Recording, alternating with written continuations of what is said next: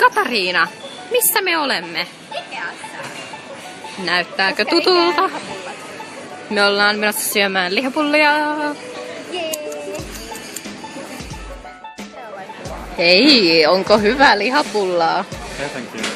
Sitten tulee aina hyvää.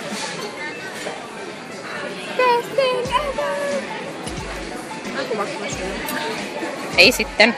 Ei kuvata. Nam nam. Niin. Älä vaan mua kuvaa, sä oot kuvannut mua koko päivän. No anteeksi, mä sattumalta pitelen tätä. Mä voin kuvaa. Me ostettiin salmiakkia, tai no niin, Pikemminkin lakritsi, jossa vähän salmiakin vivahde. kyllä. Ja sitten vähän pipareita. Oh.